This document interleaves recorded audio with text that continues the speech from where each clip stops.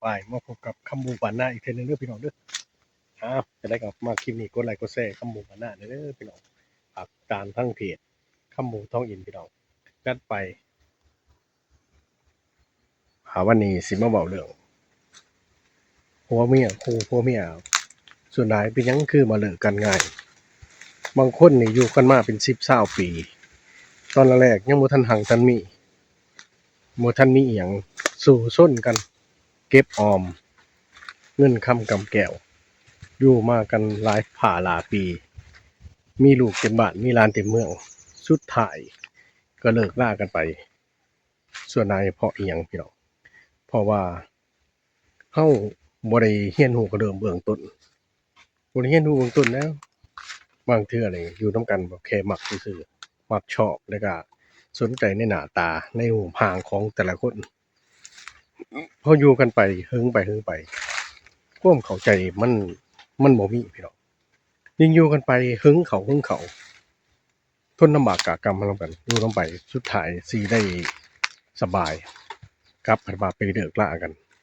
เพราะอิหยังก็เพราะความบ่เข้าใจกันนี่ระบบบ้านเฮาหรือว่าระบบกับของฝรั่งกับต่างชาติมันแตกต่างกันเด้อพี่น้องเพราะระบบต่างชาตินี่คนส่วนใหญ่สิอยู่ร่วมกันก่อนสิบ่มีการมาแต่งงานยังบ่ทันแต่งงานอยู่นำกันไปหลายหลายปีว่าเจ้าพร้อมทุกอย่างว่าเจ้าสิอยู่นำกันอีหลีดอถึงได้แต่งแต่ระบบบ้านเฮาถามว่าดีบ่ก็ดีที่อยู่ต้องแต่งแปลงถึงไปอยู่ไปรับไปนอนนำกันจั่งซั้นก็ถืออยู่แต่ว่าเฮาบ่ได้ใช้ชีวิตนำกันว่าบ่เห็นความท่าแท้ของแต่ละคนว่ามันเป็นจั่งใดหญิงเป็นจั่งใดชายเป็นจั่งใดเราบ่เห็นท่าแท้พอเราอยู่กันเถิงมันก็มีความบ่เข้าใจพอความเข้าใจเสร็จมันสะสมหึงไปมันก็เลยเบื่อการเบื่อหน่ายที่บ่เข้าใจเพราะแต่ละคนก็มีข้อเสียของแต่ละคนพอข้อเสียมันปรับจูนกันบ่ไหลพออยู่หลายหลายปีก็สิเกิดการเบื่อหน่ายการเบื่อหน่ายเสร็จมันก็เลยเลิกรากันเลิกราก็มันก็ไปตกที่ลูกหั้นแหละเพราะว่าหยังเพราะว่าลูกเต้ามันโมโหอิหยังเจ้าให้มันเกิดมาก็บ่มีความรับผิดชอบบ่มีความอดทนต่อกันตอนแรกคือบ่ทันมีลูกคือบ่คิดแนวนี้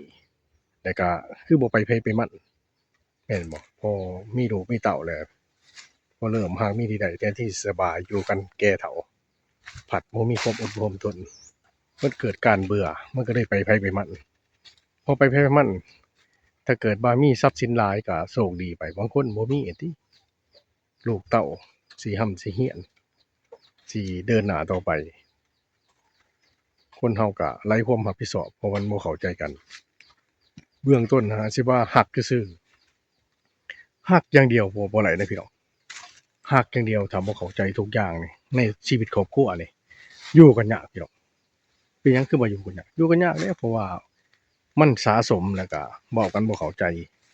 เว้าง่ายๆว่าตอนที่รักกันแรกๆนี่ว้ายเว้าง่ายๆว่าเว้าอิหยังถูกเบิดบ่มีความขัดบ่มีความขมความเขินแต่พออยู่กันเทิงๆไปแล้วมันบ่เข้าใจสักอย่างสุดท้ายก็เลิกรากันไปถ้ามีลูกก็ตกที่ลูกนะเป็นลูกกำพร้ากำพร้อยบ่ขาดผู้ใดผู้หนึ่งก็ลำบากลูกเต้าการใช้ชีวิตซุมื้อนี้ถ้าคนเราถ้าอดได้ศึกษากันก่อนเบิ่งว่าหมู่นี้มันเป็นจั่งใดสิอยู่กับเราได้จะเป็นหญิงหรือชายก็อย่าอดทนเด้อพี่น้องถ้าบ่อดทนบ่มั่นคงต่อกันและบ่คิดไถ่ถ้วนก่อนสิไปอยู่นำกันนะก่อนสิเป็นผัวเมียนี่ศึกษากันให้ดีถ้าเกิดว่าจั่งซั้นก็ไปตกที่ลูกเพราะสมัยนี้ส่วนหลายเห็นสิจั่งซั้นทุกชาติก็เลิกรากันลูกเต้าก็ลำบากแล้วเพราะว่าขาดพ่อหรือขาดแม่ผู้ใดผู้หนึ่งก็ลำบากและค่าครองชีพก็แพงเงินคำก็หายากอันแท้พี่น้องเอ้ยคนเรานี่สุดท้ายก็บ่รู้ว่าหญิงหรือชายเห็นแก่ตัวสุดท้ายก็เราก็เอาความคิดของเราเป็นที่ตั้งแล้วก็บ่ยอมรับสิ่งที่